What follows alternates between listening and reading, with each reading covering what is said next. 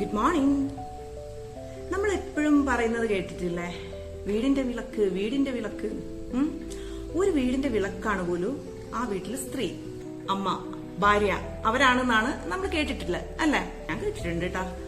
പിന്നെ പണ്ടത്തെ സീരിയലുകളിലൊക്കെ പറയാറില്ലേ അങ്ങനെ. അപ്പോ ഒരു ഭയങ്കര കാറ്റും മഴയും ഒക്കെ വന്നിട്ടുണ്ടെങ്കിൽ ഈ വിളക്കം അണഞ്ഞു പോയില്ലേ അല്ലേ? അപ്പോ ആ വിളക്ക് അണയാതെ നോക്കേണ്ടത് ആരുടെ കടമയാ? ആരുടെ കടമയാ? ആ വീട്ടിലെ മറ്റുള്ളവരുടെ കടമയാണ്.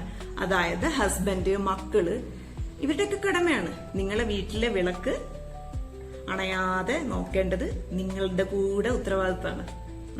ഇവരുടെയൊക്കെ സപ്പോർട്ട് ഉണ്ടെങ്കിൽ ആ വിളക്ക് അങ്ങനെ ജ്വലിച്ചുകൊണ്ടേയിരിക്കും.